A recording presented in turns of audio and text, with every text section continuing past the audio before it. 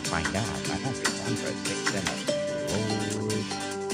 the art of thinking beyond the obvious. And today I have Master Sogas. She's a former founder, revenue and retention advisor for B2B, SaaS, and tech professional services.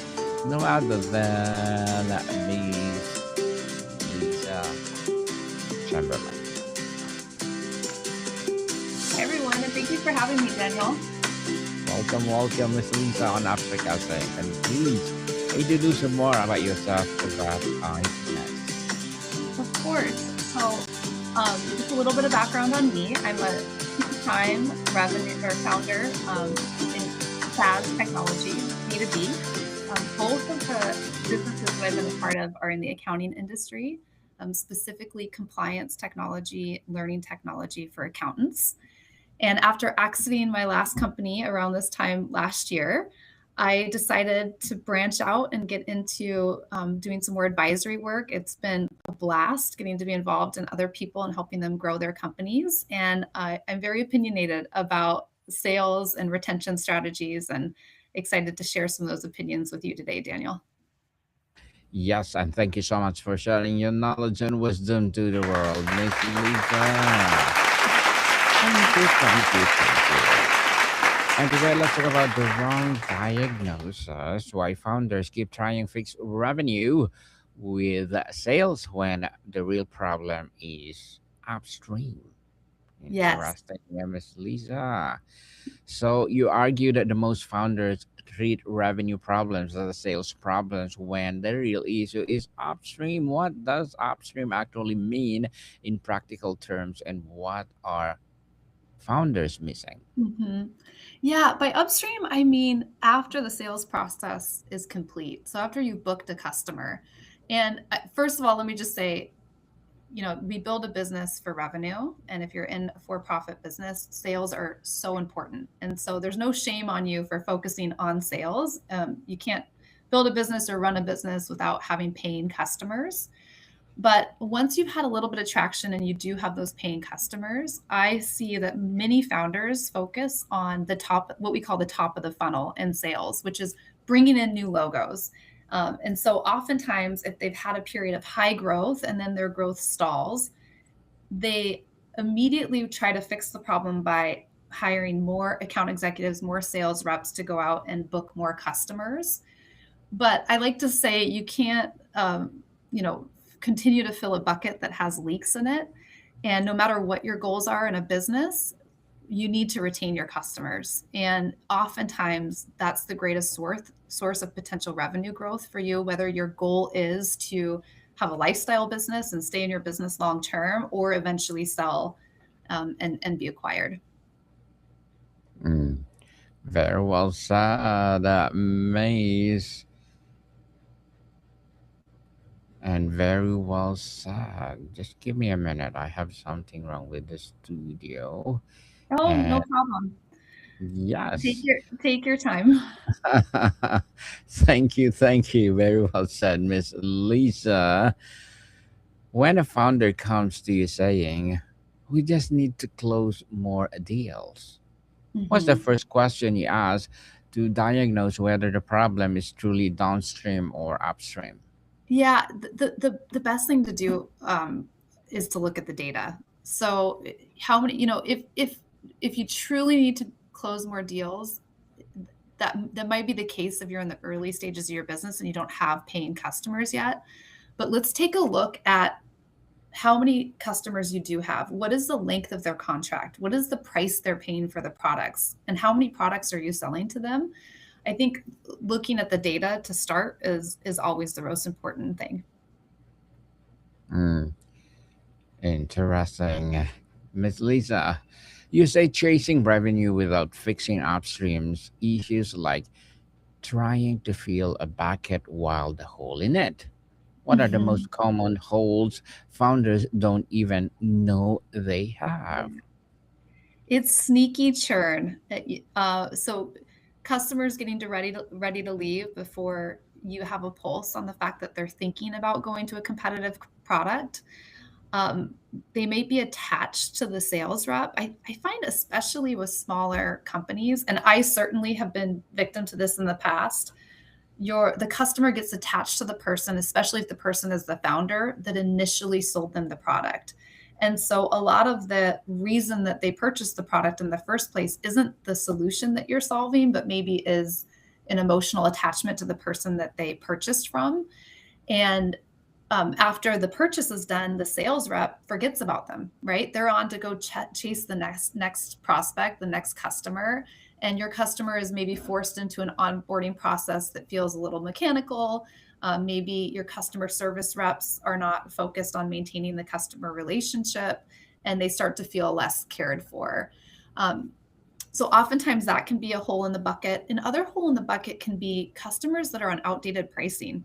So you're bringing on customers with a new price point. The new customers are paying higher than the original customers.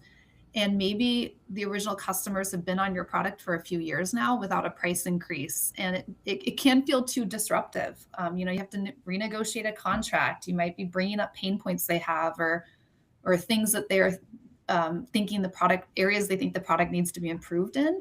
And so founders sometimes don't want to turn over those rocks, and so they keep the customers on older pricing, and they're sitting on this gold mine of customers that are probably willing to pay more, but just need to take the time to nurture those deals. To nurture those deals, Mhm. and many founders believe that if they just hire better salespeople or invest in more aggressive marketing, the revenue will follow. What is the Mhm. true and when is dangerous Yeah, distraction? yeah, that's such a great question. So revenue probably will follow if you invest a lot in marketing and invest a lot in sales reps, and they're doing a good job. You should be bringing on new customers. The problem is that you'll get away from your ideal customer profile, your ICP. And what I'll see is that the focus is on bringing customers on at all costs. And founders do one commonly founders do a really good job early on when they're establishing a product in the marketplace, at least especially in my world in SaaS, where there's a lot of education out there about establishing what's called product market fit. And so they'll identify their target audience, they'll put them in a beta test, they'll really figure out that they have a product that can solve a specific need to a certain type of customer. But then once they start growing and bringing on customers, they forget to circle back and make sure they're continuing to target the right ICP. And so what can happen is you do bring on a lot of customers, but those customers aren't in the right target market. And a year later, they don't renew. And that is not only bad for your sustainable revenue. So maybe you've hired people to match what your new profit is, and now you have to lay them off the very next year. But it can also be bad in terms of your long-term goals if you're looking to sell. That's the first thing that somebody's going to look at is, are you retaining your customers? And if I'm looking to acquire a company, I want to know that I can sell those customers additional products in the future. And I'm only going to be able to sell loyal customers additional products in the future. It's much harder to earn a customer back than it is to get one in the first place. Hmm, very well said, Miss Lisa. Very well said indeed. You mentioned diagnosis in your title. What is the symptoms of Mhm. an upstream problem that Yeah. masquerade as sales issues? Oftentimes revenue stalling. So if you're just looking at your bottom line metrics and you're not digging into the to where your churn is, um, you can even sometimes miss the fact that you're going to have a dip in your revenue or a flat line to your revenue before it's even happened. Let's say I'm looking at my profits and month over month they're growing, but then suddenly I hit a period where they're not growing as much, or they start to downturn.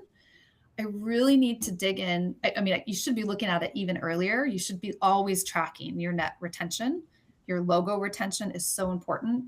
And you should have metrics for identifying the health of a customer account. So, you know, that's part of the work I do to help instill those things in place in your organization so the problem doesn't happen in the first place. But if you're already experiencing the problem, oftentimes leaks are due to churn rather than lack of bringing on new customers, or you don't have a good mechanism for growing your customers. So you get them on board. What we see a lot of is companies will charge an implementation fee, and sort of revenue in the first year is sort of inflated, and the customer is bringing on less revenue in the second year. And if you don't have a growth model for selling them additional products or growing their seat count, however your pricing is, that's going to bite you eventually. Hmm. Miss Lisa, tell us, founders often fall in love with their solution before validating the problem. How do you Yeah. help founder admit they might have built something nobody actually wants? Oh my gosh. That's such an important call out. Yeah. You know, I think the problem in selling a solution is can be a problem even if you know somebody wants it in the beginning. So yes, it's a problem if you discover nobody wants it. But you should be training your reps, and not just your new sales reps, but whoever's responsible for renewals within your organization, to care about the customer problem. What you want is your customers coming to you to help build solutions with them. If you're selling a solution, then they will decide on their own if the solution is no longer working or if they don't need the solution. Or maybe they came to you initially and because their problem was really big and they did need your solution, but eventually they found an alternative or they didn't have that pain point anymore. And so over time, they fell out of love with your product, fell out of need with your product, and they churn. If you sell them on the fact that you are a partner with them and you care about their problem, then it doesn't matter whether you have the solution or not. They are going to come to you with their problems. You're going to know about their problems, and you're going to be able to continue to speak to their problems and bring them along for the ride. And I see this a lot when people want to make a pivot in their organization. Maybe they led with a particular product and they're getting more traction on another product that they want to put some more time and energy behind. And in order to make that pivot, you need the customers to know that they're cared about, and they will follow you on that pivot if they know that. If they're attached just to this solution that you sold them, that doesn't have any longevity to it. Beautifully articulated, Miss Lisa. Sometimes the product is fine, but the way founders talk about it is broken. How do you help founders distinguish between product problem and positioning problem itself? Oh, I I would say there's a lot of marketers out there that will tell you everything's a positioning problem, and that is mostly true. Um, but you do need to be solving a real problem for your customers. And I don't know that I am able to, I think I would be overselling to say that I'm able to diagnose that immediately and say that most fall in one bucket or the other. You really, like I said earlier, you need to look at the data, and you need to get anecdotal information from the customers themselves. And there's ways that you can run tests in the market, but the best thing that you can do is just talk to your customers to really understand where that lives. Yes, talk Mhm. to the customer, people. You say founders fix revenue with sales. What does the better sales actually address the issue, and when does it accelerate the failure? Oh, I would say if there's anything to accelerate in terms of failing, you're going to see it once you bring on a lot of sales. So that's what we all dream of as founders, is to have more sales than we know what to do with. But that exasperates the issues in terms of not only revenue, which is what I like to talk about, but also just scaling in general. Whatever problem you have with a small number of sales is going to be magnified with a large number of sales. And so that goes back to the fact that you can't just put a patch on revenue by sending more account executives out there, doing more marketing, bringing on more sales. You really need to have a systematic approach to scaling in place before you go after the new sales. And that will make sure that your retention stays around and is sustainable and you can renew those customers long term. Mm, certainly. So, Miss Lisa, founders are biased toward action. They want to do something about revenue and sales. Feels like doing something, upstream work, strategy, discovery, positioning feels slower. How do you get the founder to show down to speed up? Mm-hmm. That's one of the biggest challenges. And I'd say don't try to change that founder energy. There's so many things that people try to correct in a founder. There's a lot of messaging out there I see about, you're the founder's doing too much and not delegating fast enough, which is true. You need to delegate to grow your business, but there's also something about that kind of staying in the weeds and staying involved in your customers that you need to hold on to. And oftentimes founders can overcorrect and then they lose sight of what's going to grow the business. I would say I don't necessarily tell founders to slow down. What I try to instill is that they listen to their intuition more. So that bias over action sometimes means that we're moving without bringing others along with us. We might be moving in the right direction, but it's taking a pause, listening to your intuition, and then remembering that you need to bring your team and your customers and everybody else along with you on that path. Hmm. Interesting tip, Miss Lisa. Ego plays a role here, doesn't it? Founders don't Mhm. want to admit their baby has flaws. How do you confront that gently? Or do you need to be blunt? Oh, to be honest, I haven't ran into that a lot. I think a lot of founders know that they have to be scrappy in the beginning, and uh, a little bit of ignorance is bliss in the sense that you have to be really brave to start a company. You do. Most startups fail, and so there a little bit of being naive, having a little bit of not seeing the blind spots is okay. That might be controversial to say, but I'm not here to take away anybody's spark because that'll keep you moving forward and better your chances of success. But I'd say that if there is ego involved, a few times I've seen that where they're not willing to look at the scars in the business or the bruises in the business, is just to bring it back to the data. Data doesn't lie, customer feedback doesn't lie. And so if you present it in that way, it's impossible not to see. Miss Elisa, what metrics should founders track to know whether the revenue problem is upstream or downstream? What numbers tells the real story? Yeah, I mentioned earlier net retention revenue, and I would say that gives you sort of the high level story, but you really do need to be looking at your number of accounts and how many what percentage are churning. Uh, One metric I like to track is number of customers times average contract value times retention or expansion, and that will give you a really solid base for measuring your success.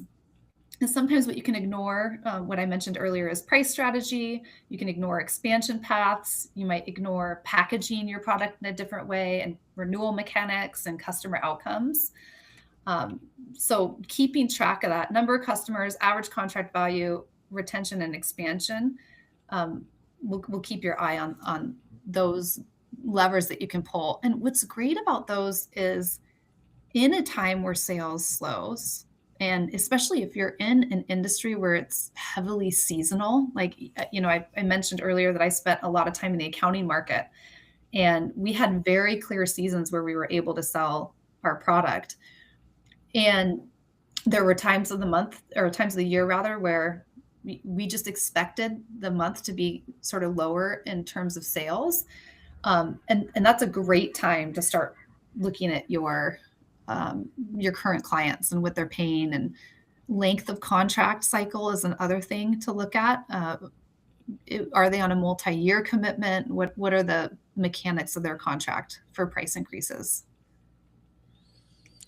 Miss Lisa, sometimes upstream problems require pivot, changing Mhm. product, the market, and the business model entirely. How do you know when pivot versus when to preserve? I'm going to sound like a broken record, but talk to your customers. And, there's some old sayings out there like the customer is always right.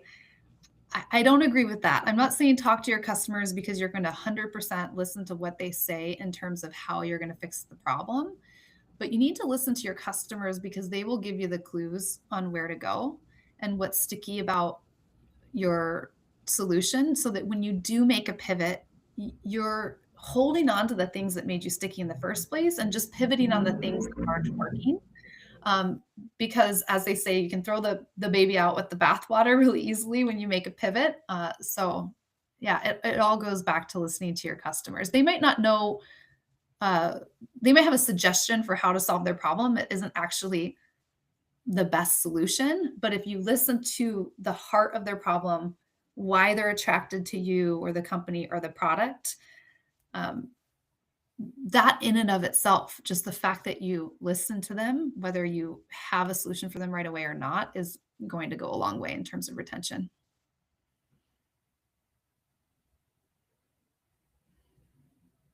Oh, you're on mute. You.